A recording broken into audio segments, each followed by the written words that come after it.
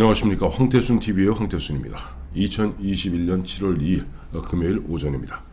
김영환 이해박는집 원장님, 김영환 전 장관님, 김영환 전 사선 국회의원 오셨습니다. 감사합니다. 감사합니다. 자, 우리 지금 현재 국민의힘 당원이시죠? 위원장에서 잘리셨어도. 당정만 있습니다. 그러니까 당원은 당원이시네요. 아직 이제 정치를 접지 않았다. 네, 네. 당적 있으시고. 야당이다. 야당이다. 네, 그런 생각이죠. 근데 지금 이제 국민의힘에 지금 7용이 있는 거 아세요? 한 10년 안 되나요? 아니 그 국민의힘에는 7용. 7년. 이쪽 밖에 3용. 그렇죠. 바깥에 이제 보면 안철수, 윤석열, 최재형 있고 안쪽에 홍준표, 유승민, 원희룡, 그다음에 하태경, 윤희숙. 그다음 어제 두 사람이 또 대선 출마 선언을 했습니다. 누구죠? 황교안, 안상수. 그래서 지금 7용, 바깥에 3용. 근데 사실 이제 뭐 여러 용들이 있습니다만 가장 이제 세간에 주목을 끄는 건 아무래도 윤석열 전 검찰총장 아니겠어요? 6월 29일 매헌 윤봉길 의사기념관에서 정말 25명의 현역 의원이 뒤에 이제 배석한 가운데 대선 출마 선언을 했습니다. 출사표 던졌습니다. 근데 그 약발이 하루를 못 갔어요. 바로 그 다음날 그 어부인이신 김건희 여사가 나는 줄 리가 아니다 라고 저쪽에서 깔아놓은 그 동묻은 사과를 갖다 덥석 집어드는 통에 몽땅 6월 30일 하루는 줄리로 이야기 점철되었고 그 다음날 어제죠. 7월 1일은 이재명 씨가 또 출마 선언하는 통에 묻혀서 윤석열 총장 그 어렵게 6.29 선언했는데 약발이 하루를 못 갔습니다. 이제 우선 뭐 제가 그 야당 후보 가운데 네. 지지할 후보를 결정했습니다 지금. 아, 그 승이 이씨입니다. 윤씨 뭐 이렇게 유씨 뭐 안씨 이런 게 아니고 이씨. 이씨예요. 그리고 예. 여자 이름이에요. 여자 이름. 여자 이름이고 그래서 그 이름이 뭐냐고 사람들이 자꾸 물어봐요. 네. 그래서 이제 길뿐 여사입니다. 길뿐. 이길뿐 여사. 그래서 이길 뿐밖에 없다. 이길뿐. 이길. 그러니까 네. 이길뿐을 이길뿐. 난 또 이길밖에 없다가 아니라 이길 사람. 그렇습니다. 예. 이길 사람을 이제 미는 겁니다. 네네.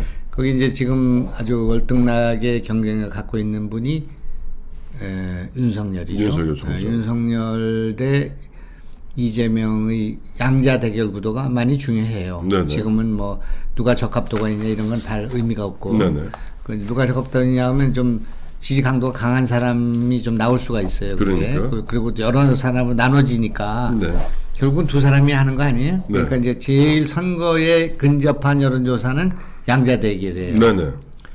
그 양자 대결은 되게 옳지 않은 범위를 벗어나서 지금 윤석열이 이기고 있어요. 네네. 그러니까 뭐 어제 보면 어떤 신문은 뭐 적합도가 누가 좋으냐 해서 뭐 이재명이 1등이 나오고 해서 뭐 언론은 또 쓰기 좋으니까 엎치락뒤치락 이렇게 하고 있지만 이제 선거가 8개월 앞에 나와서 이제 여론조사에서 좀 유의미한 거는 1대1로 붙었을 때 누가 유리하냐. 그렇죠. 1대1로 붙었을 때 유리한 놈을 후보로 뽑아야 되고. 그렇죠. 이제 그거 아니겠어요? 이게 뭐 그렇죠. 간단히 얘기하면. 그러니까 네네. 이제 그것이 압도적으로 이기고 있어. 네. 이기고 있는 이유는 뭐 윤석열 자신이 뭐 인기가 있어서 그런 것다기보다는 네. 지금 현재로 보면은 정권 교체해야 되겠다. 그 이제 5년 됐다 안 되든 그만해라.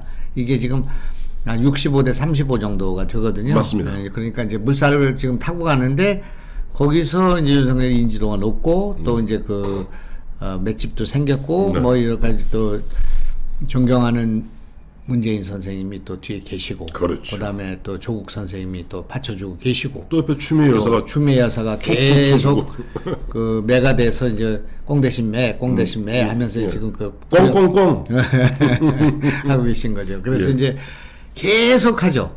그래서 우선 이제 여기 들어가기 김건희 선생 뭐 줄리 들어가기 전에 네네. 중요한 거 지금 현재는 이제 이렇게 보셔야 되네. 지금 황태현 우리 황태순 선생의 그 예. 이제 그걸 봤는데 방송을 네.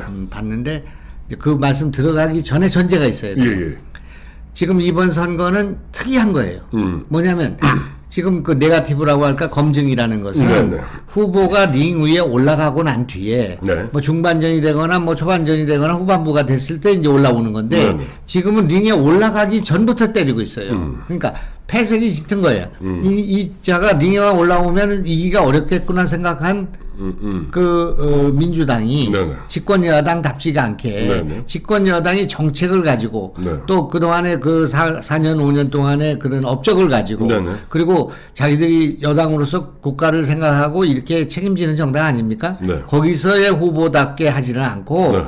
겨우 그 야당 후보가 될 법한 네. 경쟁력이 있는 후보를 까는 것 쪽에서 시작한단 말이에요. 네. 그것도 자기들이 우리 검찰총장이라고 해가지고 발탁했고 그렇죠. 또 옹호했고 네. 청문회에서 옹호했고 대통령이 살아있는 권력을 수사하라고 했던 네. 그 사람이야. 네. 그 사람 자기들이 뭐 하고 있어? 자기들이 발탁하고 자기들이 검증했던 사람을 네. 지금 와서 문제가 있다고 하고 있어요. 네, 네. 그래서 이제 그런 상황인데 그거를 또 자기들이 문제를 삼기 어려우니까 야권 후보한테 그 야권 성향에 있는 사람 네네. 장성철이라는 장성철이, 친구 예, 김무성 보좌관 출신. 이 김무성 보좌관보다 훨씬 중요한 것은 네. 이분이 지난번 비대위 때 네. 김병인 비대위 때 전략 비전실인가 뭐 비전 전략실인가 있잖아요.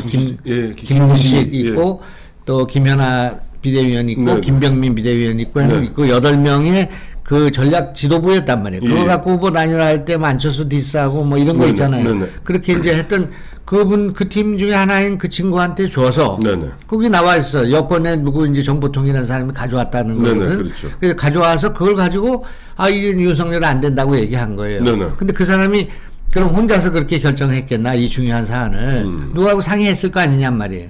예? 근데 이준석은 전화 안 받아서 못했다는 거 아니에요? 그러니 뭐 김근식이 그다음에 김근식 뒤에 김종인 있고 김무성. 그러니까 이제 그렇게 됐는데 네네. 야권발로 이게 시작이 됐단 말이에요. 참 진짜 그래도 민주당 아시잖아요. 운동권 출신 분들이 또 그 보면은 우리 원장 계시니까 분 썼다 사실. 그 운동권 출신들이 보면 그와 같은 전술 전략이 능합니다. 자기들이 하는 게 아니라 이른바 돌려가기 있잖아요. 돌려가서 네, 이제 야권에서 먼저 나오게 했잖아요. 전술 전략이라는 말은 너무 과분한 얘기고 네. 공작적이죠. 공작이죠. 그거를 야당 성향의 사람이 주어서 이 문제를 제기하니까 훨씬 더 반향이 컸잖아요. 그렇죠. 그죠? 장성철이 떠드는 말이 커진 거예요. 안 된다고 얘기를 했고 네. 그러고 나서 그분은 뉴스공장에 가서 얘기를 하고 있어 지금. 그래. 다른 데 안 받아주니까. 에? 그 뉴스 공장이 누굽니까? 바로 낙곰수 총수 김어준 아닙니까? 그러니까. 그래서 이제 그 다음에 이제 그런 일을 했으면 그걸 갖다가 우리 당에다 줘서 이걸 대비를 하고 네. 뭔가 문제를 삼고 이렇게 해야 될 텐데 이걸 폐기시켜버려. 또 자유폐 네. 그 증거 인멸이라고 그럽니다. 예. 그러고 난 뒤에 지금 여의도에 돌아다니는 거 보니까 11개. 이 사람은 완전히 그 엑스파일 전문가가 됐어요. 11개가 돌더라. 뭐 11개인지 어떻게 알았겠어요. 이제 그런 문제가 있고요. 그랬는데 이제 어제 이제 중요한 거예요. 지금 이 과정에서는 첫 번째 송영길이 차곡차곡 준비하고 있다. 예전에 차옥자 사건 파일을 준비 중에 있다. 그게 이제 한 달여 전에 했던 그게 얘기. 복선이었잖아요. 네네. 그다음에 두 번째는 이제 장성철이 이걸 보니까 뭐 변명의 여지가 없고 이거 무슨 안 된다. 또 금융 뭐 내용 같은 게 들어있는 걸 봐서 뭐 정보기관 내지는 금융기관이 개입했을 것 같다. 뭐 이런 얘기를 함으로써 이게 촉발됐잖아요. 네네. 근데 이제 어제는 이제 추미애가 그것도 뉴스 공장일 거야. 거기서 이제 얘기한 거예요. 네. 자기가 법무부에 있을 때 감찰 뭐 자료 같은 걸 봐가지고 보니까 거기에 주리가 있었다. 그다음에 이런 내용들을 알고 있었냐 하니까 알고 있었다 그런 거예요. 그러면 법무부 검찰이 네. 법무부에 있는 감찰팀이 네. 이 엑스파일을 수집하거나 정리했을 가능성이 있다는 것은 확인된 거잖아요. 네네. 그리고 잘 기억 안 나실 텐데 윤석열 총장하고 싸울 때 추미애가 그 저 국회 본회의장에서 뭐 핸드폰 본 적 있어요? 있었어요. 거기에 뭐그 장모님 문제 뭐 있었어요. 있었잖아요. 예, 있었어요. 그게 다 연결되는 거예요. 일부러 그 당시 아시잖아요. 국회 가면 뒤에 바로 사진 기자들 있는데 빤히 아는데 이 본관이에요. 그러니까 찍으라고. 그때 이제 말하자면 줄이 이런 거를 이렇게 노출시키고 싶었는데 그렇죠. 그래서 이제 안 된다고 생각을 했는데 네. 여기서 뭐 그 사실 뭐냐고 나가니까 네. 그쪽에서는 이제 그거를 야권을 통해서 이렇게 했는데 네. 그래서 문제를 이제 계속 확산하고 있는 중이었죠. 그렇죠. 근데 이제 그 이제 당사자가 네, 네. 그러니까 이제 저걸 어떻게 대응해야 되나 우리 같으면 어떻게 했을까 하는 네. 생각이 있죠. 네. 그래서 종래에 우리 패턴대로 하면은 지금 황태순 선생님이 하신 말씀이 맞아요. 네, 네. 그러니까 그게 이제 그렇게 노출되면 그 본인이 뭐 그 당사자는 아니지만 제일 그 피해자죠. 후보는 아니지만 당사자가 돼서 그렇죠. 그거에 뭐 여러 가지 그걸 또 그냥 두는 게 아니라 뭐 흠집을 내려고 그럴 거 아니겠습니까? 그렇죠. 뭐 그거 비슷한 얘기를 해가지고 뭐 없어도 만들어내는 사람들이니까 그러니까 그걸 직접 그렇게 나서서 하는 것이 어땠는가? 뭐 이런 논란이 있을 수 있잖아요. 네. 그런데 또 이런 주장도 있어요. 지금 이게 옛날하고 달라가지고 유언비 같은 것도 그건 이제 되게 그렇게 하면 이제 붉어져가지고 더 많은 사람한테 알려진다. 그게 이제 우리가 걱정하는 거잖아요. 네네. 그리고 다른 걸 덮는다 그런 얘기잖아요. 네. 근데 이미 그것이 바닥에 덮어져 있어 지금. 그러니까 줄리안 이름을 모르는 사람은 뭐 정치에 관심이 없거나 그런 사람들이지 실제 이게 지금 선수들은 다 알고 있는 일이란 말이야. 그리고 이제 가까운 사람부터 네. 거기 윤석열 캠프에 가까운 사람이나 나 같은 사람들도 네. 그게 정말 사실일까? 그게 뭐 그런 과거가 있었나? 그래서 지금 어디까지 가냐면 영부인까지 갔어. 영부인론. 예? 그래서 윤석열은 좋은데 영부인이 뭐 문제가 좀 있는 사람이야. 우리는 뭐 이런 것까지 갔어요. 이게 우리나라가 무슨 왕비국가도 아니고, 어? 그 왕조 시대 맞아요.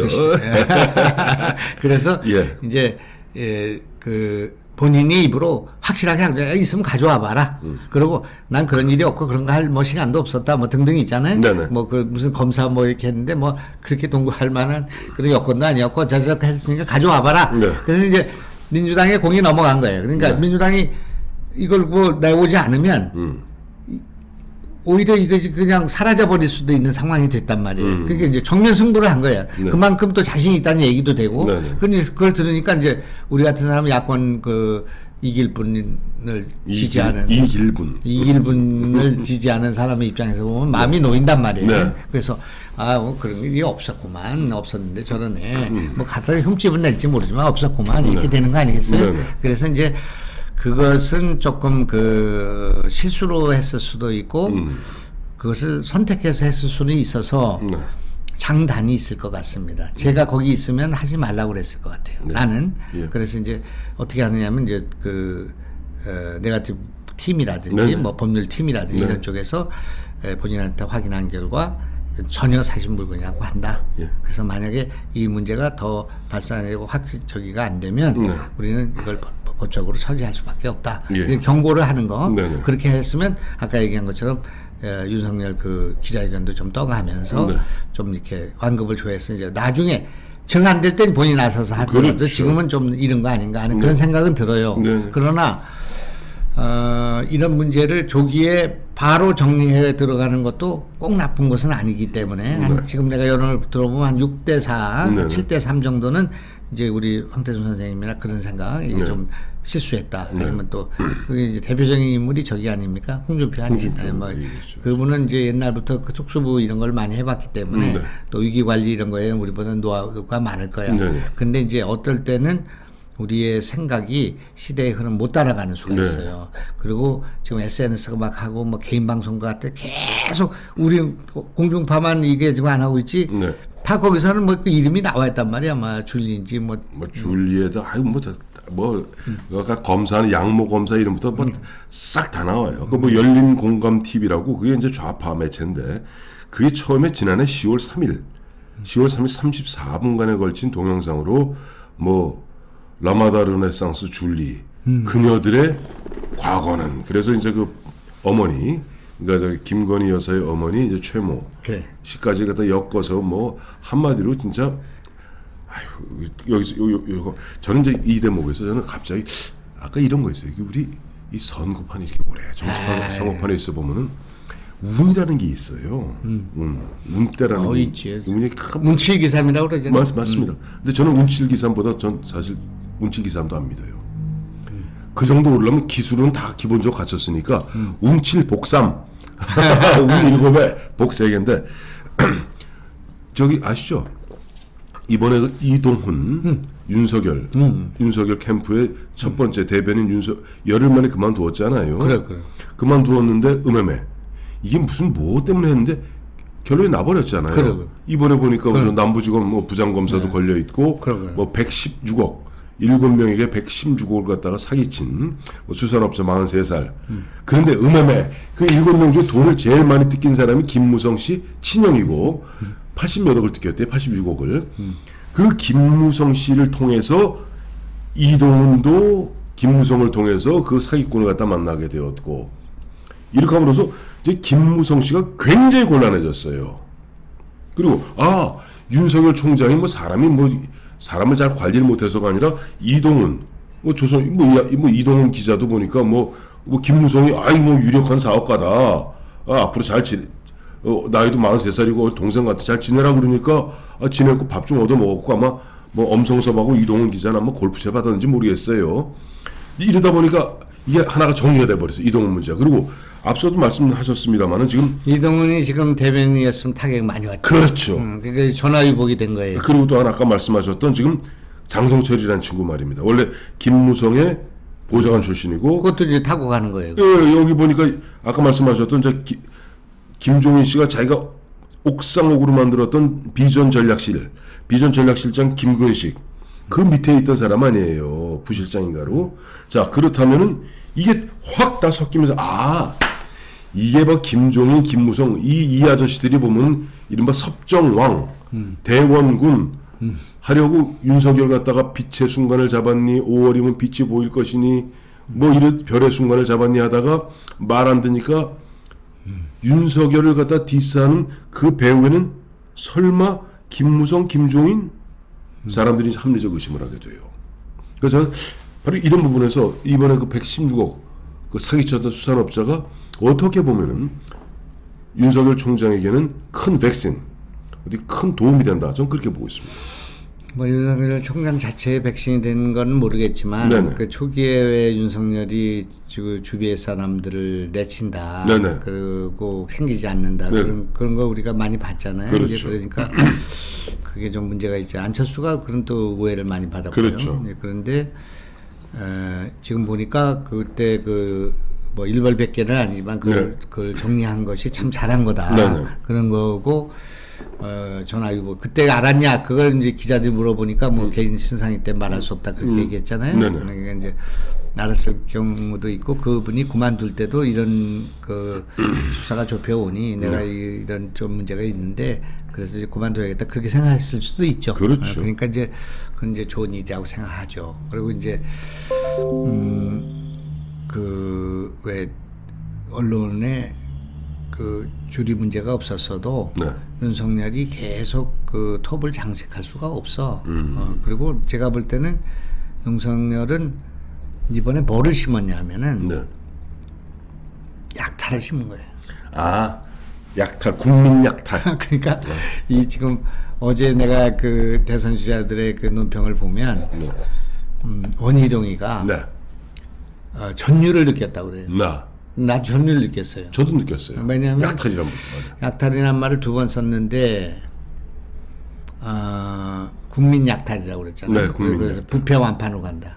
그러니까 정권을 또 잡아서 또 약탈하려고 그런다. 권력을 사유한다. 권력 사유와 이권 카르텔, 국민 약탈 3대 키워드예요. 그래서 이분이 어디서 이런 용어를 본인이 썼다고 그러니까요. 그래서 이게 꼭 마치 문재인 피고인에 대한 헌법재판소의 무슨 판결문 읽듯이 근데 그것이 엄청난 강도잖아요. 저도 직격을 많이 하는 글을 쓰고 또 언론에서 그걸 시원하다고 또 사이다라고 말하는 경우도 있는데 이거는 그 도를 넘었어. 그래서 내가 이제 그 다음날 이 약탈이라는 말을 이걸 또 누가 좀 이렇게 뭐라고 할까 너무 거칠다든지 너무 지나친 뭔가 부담을 줬다든지 그렇게 나오지 않을까 생각했는데 하나도 그런 게 없더라고. 오히려 사이다 발언이에요. 아, 그 뭔가 지금 보면 국민들이 뭔가 당하고 있는데 이 실체를 몰랐는데 윤석열 씨가 딱 정리를 해준 거예요. 아, 이들은 이권 카르텔을 형성해서 국민을 약탈하며 이것을 갖다가 연구하기 위해서 권력을 사유하고 있다. 권력 사유에 반대되는 언론의 입에 재갈 물리고 검찰, 그나마 부패를 파헤치려는 검찰을 갖다가 그야말로 박탈하고 딱 이 세 마디를 그래서 저는 그 윤석열 씨 출사표의 3대 키워드 하면 앞서 말씀하신 대로 권력 사유와 그래. 다음에 이권 카르텔, 아. 그다음에 국민 약탈. 정말 3대 키워드라고 봐요. 그 이제 페북에 몰랐습니까? 아니 제가 쓰셨던 거? 이제 쓴 건데 제가 이제 글쟁이잖아요. 네네. 뭐 시를 1000편을 발표한 네. 시집이 13권 있는 글쟁이니까 막 머릿속에 이제 시가 달랑달랑 하는 사람인데 네. 그러니까 그 이재명의 사과를 애플로 아폴로자이가 아니라 애플. 곧 애플도 그냥 애플이 아니라 탄저균이 묻은 애플. 내가 이제 사과 농사를 지난 3년 동안 졌기 때문에 네. 탄저라는 게 어떻게 생긴 내가 이제 요 그림을 붙일 거예요. 탄저가 붙인 사과를 여기 밑에다 붙일 거란 말이에요. 네네. 이제 그런데 나는 이제 그 목표가 네. 윈스턴 처칠 같이 되는 거예요. 에? 윈스턴 처칠의 어록이나 그 정치를 많이 들여다보고 있어. 우리 국내 정치에서 노벨 문학상 받으시려고. 그런데 이제 윈스턴 처칠이 네. 2차 세계대전이니까 왜 피와 땀과 눈물을 뭐 호소한 거 그런 거 있잖아요. 네네. 이제 그런 건데 제2차 세계대전이라는 회고록을 써가지고 그게 노벨 문학상을 받았잖아요. 맞습니다. 53년인가 그래서 이제 맞습니다. 네. 나도 이제 이 페이스북에 글을 쓰거나 뭐 이렇게 지금 이 정부에 대한 비판 풍자 이렇게 해서 그 풍자 해학 문학적 그 레토릭을 섞어가지고 네네.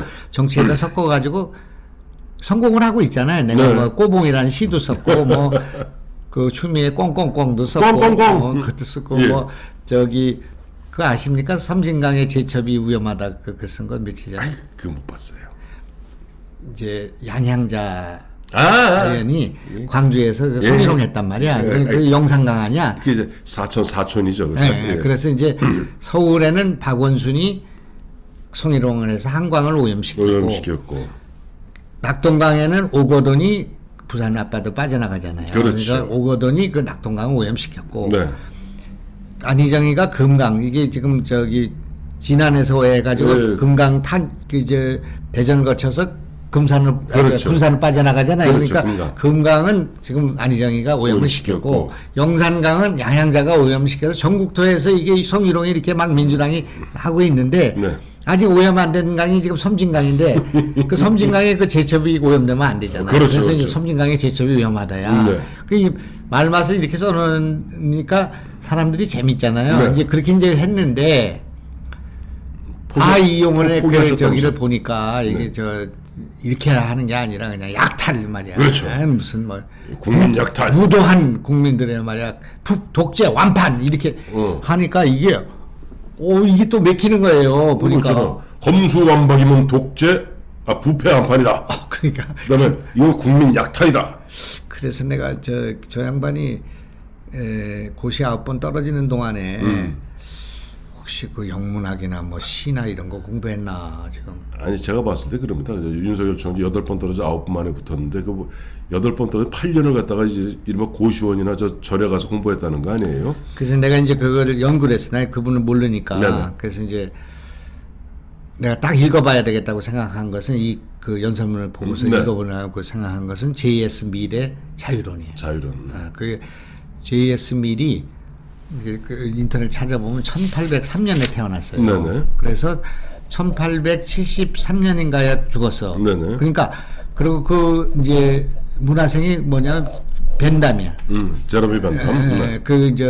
최대 뭐 공리주의자죠. 국민의 최대 행복 네. 그 최대 다수의 최대 행복. 이제 그런 건데 자유라는 것이 이제 자기의 자유도 있지만 상대방의 자유를 그렇죠. 침해하지 말아야 되고 어쩌고저쩌 그 자유론에 나오는 얘기인데 네. 그것이 여기 녹아 있어 이거에. 근데 제가 그때 듣기로는 내가 이제 김한길 대표가 만난 분이니까 김한길 대표한테 듣기로는 본인이 이제 그 J.S. 밀의 자유론을 읽고 네.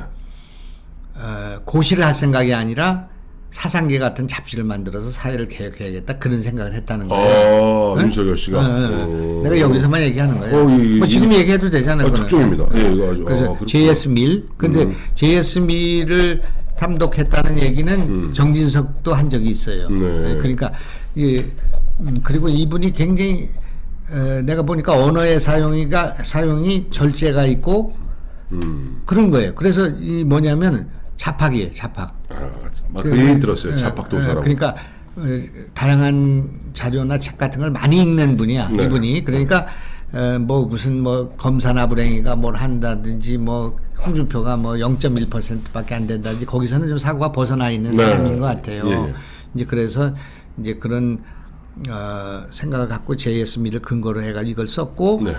그 언어를 지금 그 직격하는 네. 그러니까 직접 화법이에요. 그거는 이준석도 그 얘기를 했던 거예요. 네. 그러니까 젊은이들이 이렇게 뒤를 돌려서 하고 뭐 양비론 같이 하지 않고 딱딱 이렇게 하니까 상당히 높이 평가한다 그런 얘기 있었잖아요. 네. 먹혔다고요. 그날 막혀서 먹혔는데 김건희 이것도 정면 대응이에요. 정면 대응이니까 네. 뭐 어떻든 죽이 되는 밥이 되는 뭐 그 나는 뭐 그렇게 나쁜 것만 있다고 생각은 안 해. 네. 그러나 이제 내가 있었다면 뭐 조금 제3자가 뭔가 이렇게 하고 네. 그렇게 이제 하는 걸 좋지만 맨날 뭐 전면 도전할 수가 없잖아요. 그렇죠. 이제 그거는 뭐 박대수 선생님 같이 이렇게 경험이 있는 또 정치를 아는 분들의 조언을 좀 받아야 하는 게 좋을 것 같아요. 그런데 이제 내가 지금 이제 저를 포함해서 저는 이제 원래 정치에 안 맞는 사람이었어요. 저는 왜 안 맞냐면 소심했고 너무 섬세하고 네.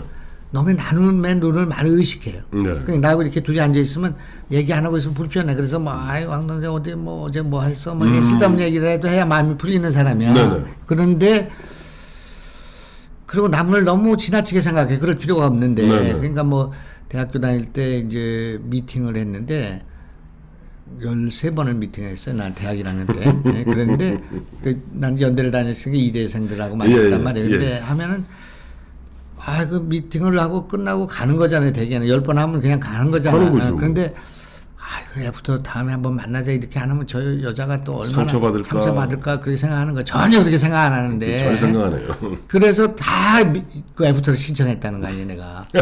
그래가지고 그 여성한테 뭐 잘해주면 되는데 그 두 번째 만나면 할 얘기가 없잖아. 그렇죠. 그러니까 좀 서먹서먹해지고 또 사이가 나빠지는 거예요. 예. 이제 그럴 정도로 좀 좋게 얘기하면 남을 잘 배려하고 어떻게 나쁘게 생각하면 마음이 약해가지고 안 돼, 이 정치라는 게. 그냥 요 모양 요 꼴밖에 안 됐어. 이제 그런데 그러던 내가 아침에 일어나가지고 말이야 그 전철역에 나가서 명함 뿌리려고 하면 내가 이거 아침에 가서 이렇게 해야 되나 사람들 다 서 있는데 가서 김명환입니다 하고 이렇게 하려고 그러면 야 이게 진짜 내가 일을 왜 하나 막 이렇게 뒤에서 식은땀이 나고 그러잖아요. 다방이나 식당에서 음식 먹고 있는데 가서 불쑥 가가지고 기호 2번 김명환입니다 뭐 기호 1번 김명환입니다 이렇게 하면 폭력이지. 그게 폭력이잖아요. 그런데 막 탄핵 오고 할 때는 막 명함을 막 찢어갖고 발로 뭉개요. 막 그러는 거 막 굴욕을 당하면서 그렇게 이제 했는데 그래서 이제 처음에 마음이 약했지만 지금은 어디 가면은 이제 누가 한마디 안 시켜주나 뭐 이렇게 사람이 그렇게 뻔뻔해지더라고요. 그러니까 그런 게 바뀌는데 그 내가 본 윤석열은 정치에 맞는 사람 같아요. 지금 치과 하면서 왜 그 뭐 돌인가 뭐 도리도리 아니 그 강아지 토리하고 이렇게 있을 때보다 지금 뭐 기자실에 가서 뭐 명함 주고 이렇게 보니까 내가 볼 때는 우리 정치한 선거에 한 10번 치러본 사람하고 비슷해 자세가. 뭐 좀 한번 만납시다 뭐 이렇게 하고 이게 뭐 저기 저 충남 같은 데 가서도 뭐 내 피에는 뭐 500년 뭐 충남 피가 섞여 있다. 그 잘 사람 입에 안 나오는 얘기거든요. 오글거려서 잘 안 나오는 얘기란 말이에요. 그러니까 뻔뻔해요. 그 뻔뻔한 게 좋은 겁니다. 정치하려면 뻔뻔해야 됩니다. 그 후흑이라고 그러잖아. 후흑. 그러니까 그걸 뭐 좀 이렇게 꿀꺽 삼키고 뭐 이렇게 해야 되잖아요. 이제 그런 건데 그런 면에서는 이제 그 우선 사람 좋아하고 뭐 고시 내일 모레 고시 시험 보는데 뭐 친구 함지러 갔다는 거 아니에요? 뭐 또 상당하면 또 뭐 가서 하고 그러니까 밤샘이 하고 그런 그 적극성 또 그런 거라 이제 혼밥을 먹을 사람은 아닌 것 같아. 그럼 아이고 혼밥 안 먹는 정말 오늘 김영환 원장님 모시고 가장 중요한 이야기는 혼밥 안 먹을 지도자. 혼밥 안 먹을 지도자 이길분 여사 윤석열 이길분 여사의 지금 제일 가까이 가 있는 것은 윤석열 총장이 맞죠. 그리고 앞서 이제 말씀하신 대로 뭐 어쨌든 그동안 선 굵게 치고 나왔고 또 일단 뭐 했고 뭐 좀 당분간은 어쨌든 좀 민주당이 이제 뭐 전당대회 있으니 민주당 쪽으로 좀 많은 스포트라이트가 가지 않겠어요? 안 가요. 안 갑니까? 거기 별로 재미가 없어가지고. 아 재수가 없어서. 아니. 재미가 없어서. 이게 엎치락뒤치락이 했는데 그게 아니라. 이재명 혼자 있으니까. 지금 여기는 이제 어제 했지만 당 밖에 있는 후보가 당으로 가느냐 안 가느냐. 그럴 수 있죠. 또 거기에 최재형이 뭐 또 나오느냐 안 나오느냐. 또 안철수하고 이걸 어떻게 잘 합치냐 안 하느냐. 이런 거 거기다가 또 우리 홍준표의 그 칼칼한 그 또 독설이 또 있잖아요. 있어요. 그러니까 그게 참 믿기는 믿지만은 또 그 조미료가 되는 거예요. 예, 그게 전체적으로 진진한. 그렇죠. 그러다 윤희숙 그분도 뭐 새로운 그 바람을 일으키고 여성도 그렇죠. 하나 들어와서 말이야. 인상도 좋고 또 실력도 있고 하니까 이 자기가 그걸 스파링 파트너라고 그랬더라고. 스파링 파트너. 그러니까 우리 당은 그 후보들이 스파링 파트너 하다가 링에 올라가서 챔피언 되는 거예요. 원래 그런 겁니다. 그게 어떻게 될지 모르는 거예요. 그러니까요. 그다음에 러닝메이트 달리기로 말하면 러닝메이트 하지 말고 페이스메이커 하는 거야. 처음에는 윤석열이가 앞서가는 사람 뭐 그 몇 명을 좀 이렇게 하다가 그 쓰러지면 이제 가는 거야. 제가 그 말씀 드리려는데 원래 페이스메이커 제가 마라톤 할 때 페이스메이커 있습니다. 페이스메이커 역할을 40km까지 앞서 띄워줌으로써 그 이제 뛰는데 문제는 40km까지 이제 페이스메이커 잘 뛰었어. 그럼 당연히 주인공이 뛰어나가 있는데 주인공이 힘이 빠졌어. 뭐 하루 수 없이 페이스메이커가 우승하는 거예요. 그러지. 42.195이기 때문에 2.195에서 승부가 나는 겁니다. 그게 중요한 거예요. 욕심을 버리면 기회가 올 수가 있어요. 이제 그런 것처럼 그런데 이제 제가 정치 선거를 많이 해보면 그러니까 이제 이해창 후보의 두 아들의 병역 문제가 선거를 두 번이나 이해창 후보가 어려웠잖아요. 이제 첫 번째 때 이제 김대중 때 그걸 했잖아요. 이제 그때 이해창 후보의 두 아들의 병역 문제에 대한 소위 엑스파일이 있었단 말이에요. 있었는데 야당인 민주당에서 박상천, 김대중 이 두 탑이 이걸 언제 써야 되느냐에 대한 그 전략적 판단을 둘러싼 논쟁이 있었다고. 그래서 이제 김대중은 워낙 많이 떨어져 본 사람이니까 선거 보름 전에 써야 된다는 거였어요. 그리고 나와 박상천은 7월 그때 이제 7월인데 7월 써야 된다. 7월 때 쓰지 않으면 이제 완전히 이해창 대선으로 잡혀가지고 뭐 다 줄 서고 다 해가지고 뭐 DJP도 안 되고 다 끝나니까 안 된다 그래서 이제 7월에 그걸 먼저 쓰게 됐는데 쓰게 되니까 이제 DJP가 됐고 이창 후보가 뭐 40에서 10% 내려갔잖아요. 이제 그러고 이인재가 튀어나오고 이런 일이 벌어진 거죠. 그 타이밍이 중요한 거잖아요. 근데 이제 과거에도 그런 그 네거티브 김대엽도 좀 찾아봐야 되겠는데 또 이제 네거티브라는 것은 선거 중반에 쓰는 거예요. 아니면 선거 막판에 쓰는 거예요. 약효가. 만약에 지금 저걸 엑스파일 적어가지고 윤석열을 잡으려고 하는 것이 초반부에 약효가 다 하고 나면 할 게 없는 거예요. 할 게. 그래서 안 되게 돼 있어요. 그러니까 이제 저게 지금 초반부에 쓰는 것은 여기서 판세를 굳히면 선거가 끝난다고 보는 것 같아요. 지금 저쪽에서는. 이제 그런 거니까 후보가 올라오기 전에 하는 네거티브는 처음 보는 거예요. 나는. 그다음에 두 번째. 후보에 대한 네거티브가 아니라 후보 가족에 대한 네거티브를 하는 건 난 또 처음 보는 거예요. 세계 역사상 처음 봐요. 어디 뭐 이제 마크론을 막 공격하는데 마크론 뭐 애인을 공격한다든지 뭐 무슨 뭐 외국에 뭐 의도한 사람들 뭐 이혼한 사람들 뭐 많잖아요. 뭐 동거한 사람들 뭐 미테랑 같은 사람도 뭐 사생아가 있었잖아요. 유명하죠. 그러니까 유럽 같은 데는 뭐 그런 특히 프랑스 같은 건 특히 그래요. 미테랑 대통령이 10년 동안 그 밤에 나가서 저기 외도하고 그런 딸 기르고 했지만 프랑스 언론이 10년 동안 쓰질 않았다고요. 이제 그런 거기는 그런 관용이 좀 있는데 그건 문화가 우리하고 다르니까 그런데 여기서 그래 후보에 대한 검증도 끝나지 않고 링에 올라가지도 않았는데 후보의 가족에 대해서 친단 말이에요. 이게 지금 그 쓰리 쿠션을. 근데 쓰리 쿠션인데 그것도 후보가 지금 결혼한 지가 8년인가 9년밖에 안 됐어. 2012년에 10년밖에 안 된 거예요. 9년 됐습니다. 그러니까 결혼하기 전 문제를 갖고 또 친단 말이야. 근데 그것도 전혀 근거가 없는 지금까지로 보면 그 지난 6년 전에 이미 대법원에서 지금 그 정대택이라는 사람이 얘기했던 부분들이 다 허위임이 그 장모님. 장모님 관련 확정이 된 얘기예요. 대법원에서 확정된 겁니다. 6년 전에. 근데 그 사람이 지금 계속 그런 뭐 투서도 하고 계속 얘기하고 있죠. 파일에 그 내용을 주고 있고 네, 네. 이제 그런데 그분이 뭐 외국에 나가 있다든가 지금 정대택이요? 예, 뭐 그런 것 같습니다. 그러니까 이제 오늘도 뭐 재판 결과 나오겠습니다만은 네. 그 나온다고 해도 그 장모의 문제잖아요. 그리고 또 그 결혼하기 전 문제인데 이걸 가지고 지금 윤석열을 거꾸로 들 수 있다는 생각을 갖는 것도 좀 무리한 생각이 제가 볼 때는. 네. 그러니까 이제 오히려 그거보다는 검찰총장하다 이렇게 나오는 게 문제가 아니냐든지 뭐 이렇게 좀 합리적인 근거를 갖고 해야지 뭐 말도 턱도 없는 거 가지고 하는 건데 네.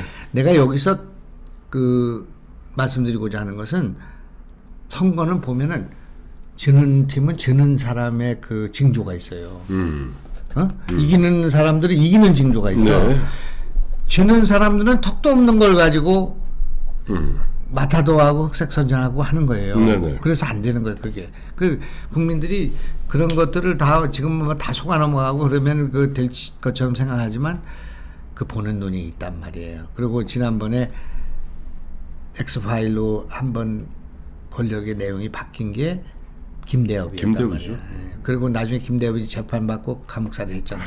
그- 그렇지만 선거는 이미 차는 지나간 뒤에 지나간 거. 그거에 대해서 야 이렇게 하면 안 되는구나 하는 생각을 갖게 돼서 그런 엑스파일 나올 때마다 그 이 김대엽이 거론돼요. 네, 그래요. 그래서 그 경로 의존성이 있어.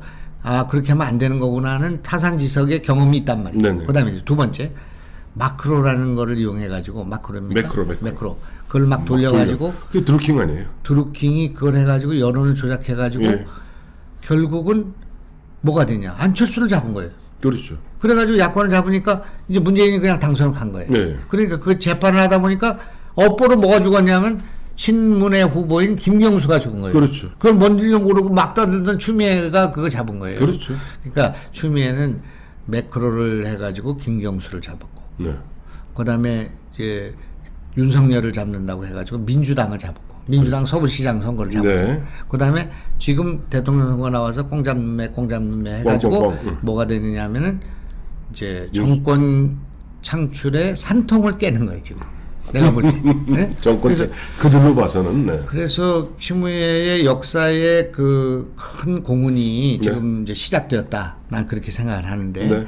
이제 이게 이제 만약에 우리 야당이 이제 당선되잖아요. 네. 그러면 누가 공을 세웠는가? 일등 1등 공신을 서원을 놓고 이런 거 옛날에 정난 뭐 보국 정난 1등 공신 추미애. 근데 이제 추미애가 경쟁자가 있어요. 어? 그 누구냐면은 조국이에요. 조국하고 추미애 가운데서 1등을 두고 다툴 거예요. 이제 그럴 때 우리가 이제 그럴 때 아주 공정한 심판을 해줘야 돼. 해줘야 됩니다. 그렇습니다. 앞으로 우리 이런 거 상상만 해도 재밌으시죠? 이 상상, 꿈은 이루어지는 법이고 상상, 염원은 반드시 실현되기 마련입니다. 우리 여기서 네. 이제 끝나시기 전에 이제 두 가지 어제 그저께 사이에 있었던 두 가지 사건에 대해서 제가 요약을 하겠습니다. 네. 하나는 월성 원전 사고에 관련돼서 부산지검의 부장들이 대전지검. 백운규 그죠? 대전지검의 부장들이 백운규죠. 근데 백운규 산자부 장관, 장관과 최희봉인가 누가 최희봉 당시 비서관을 기소해야 한다. 그렇게 해가지고 김오수가 계속 오수를 즐기다가 이걸 어떻게든지 뒤로 미루려고 하다가 하는 수 없이 기소를 했단 말이에요. 어제. 네, 기소를 했는데 기소를 하면서 그 직권남용 부분은 기소를 하고 네. 그다음에 배임 부분에 대해서는 기소를 뺐다고요. 뺐어요. 그러니까 배임 기소를 한 거는 어떻게 되느냐면 지금 벌써 나오지만 전기 이런 문제도 나오고 해가지고 네. 한전이 그 손해를 보니까 한전이 보험도 원전 없잖아요. 문제와 관련해 가지고 한수원에다가 사람들이 투자가들 포함한 지금 보니까 울산 뭐 이런 울진 이런 네. 경주 이런 분들이 민사 소송을 제기한단 네네. 말이야. 예? 원자력 이것 때문에 우리 경제가 타격을 입었고 우리가 주식에 문제가 생겼기 때문에 예. 그리고 한전이 재정이 악화됐다고 소송한단 말이에요. 네. 소송할 때 한수원을 할 수 있지만 정부를 하려면 네. 이게 직권남용 문제뿐만 아니라 배임 문제가 정부 쪽으로 타고 올라가야 되는데 그걸 뺀 거예요. 네. 뺀 이유는 2018년 4월 2일이야. 4월 2일 날 문재인 대통령이 백운규 장관한테 월성원전 어떻게 됐냐? 왜 문 안 닫냐? 이렇게 얘기한 것이 발단이 된 거기 때문에 그것을 남겨놓은 게 최재형 감사원장의 감사원에 나옵니다. 바로 이제 백운규의 최이봉 비서관한테 그랬다는 거예요.